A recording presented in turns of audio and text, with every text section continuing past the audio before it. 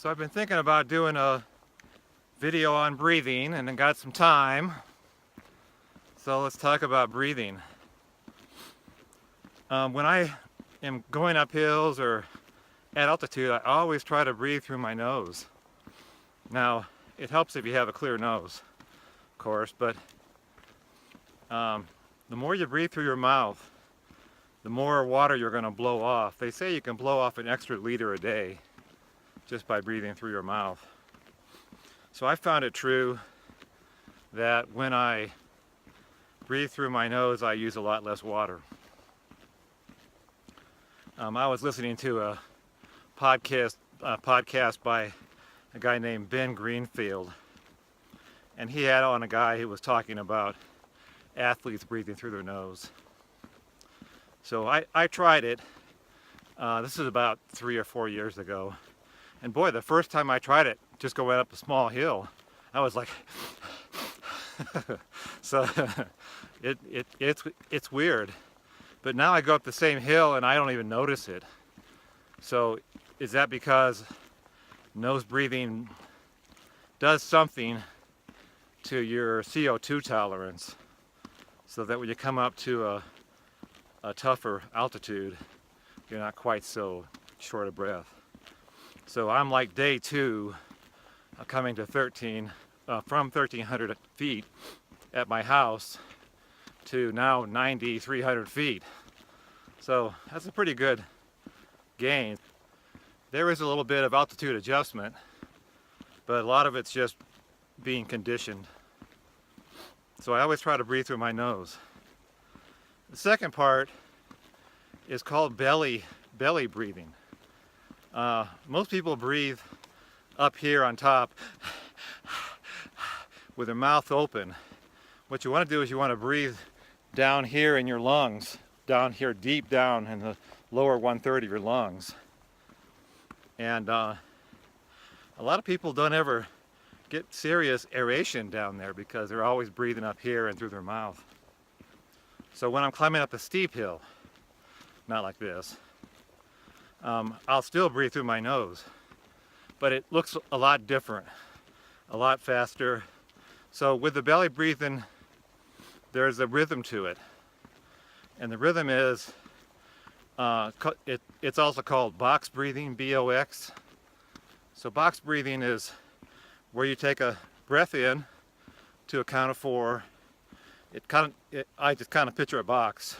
You hold it for a count of 4. You exhale for a count of 4, and you hold it for a count of 4. Then you start that over again.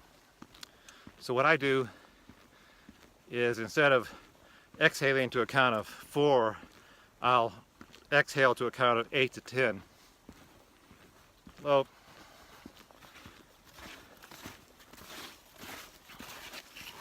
so I found I get the best aeration when you exhale that last count of 8, 9, 10. So as I'm exhaling, I'll just picture in my mind's eye like a big 1, 2, 3, and so I might breathe in to a count of 4, I might hold to a count of 4, exhale to a count of 10, and hold. It doesn't matter. On the whole, I don't really care about that last part too much. Hold to a count of 2 or 3 or 4.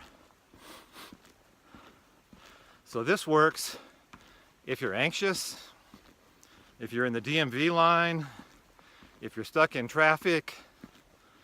Breathe. Breathing is just such a ignored topic.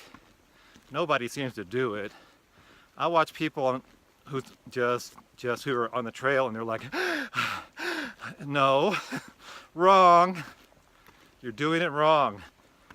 So even if I'm going up a steep hill, it might be different. I'll take a quick inhale. I'll feel that go down deep into my to my gut, to where I'll feel my belly come out some. So I'll just hold that for a count of maybe 1 or 2, and I'll blow out to a count of 4. So that kind of looks like this.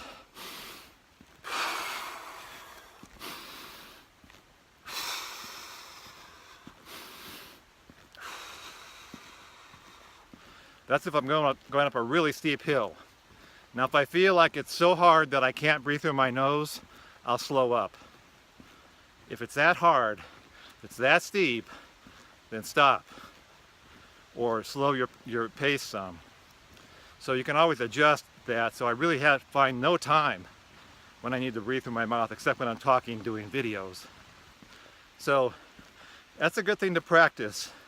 So you practice at home when you're going up a hill, breathe through your nose. Blow out the way I talked about, either through pursed lips, or when I'm going up most steep hills, I just breathe out through my nose.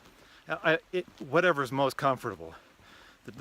The deal is nose breathing, feeling like you're filling up this lower 1/3 of your lungs, feeling like your belly's coming out a little bit, not that your shoulder is coming up.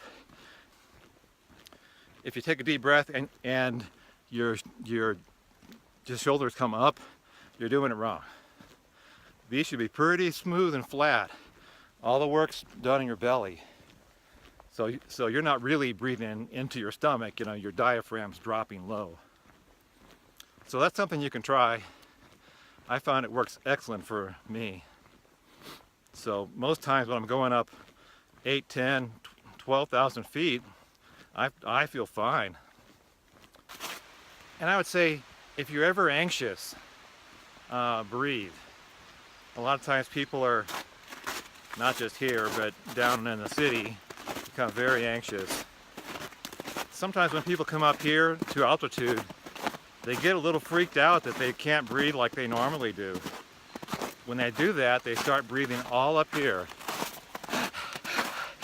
I can't breathe, I'm freaking out. So you have to kind of slow that down. Bring that down to where you're breathing normally. At a normal rhythm, deep breath through your nose. Feel it go down deep into your belly. Slow that down into a box breath. The reason you feel anxious is because you're blowing off too much CO2. A lot of times people will say to breathe into a paper bag. Same idea. So you want to not blow off so much CO2. When you blow off too much CO2, you're actually getting less oxygen. It's just counterintuitive that way. So just a thought on anxiety.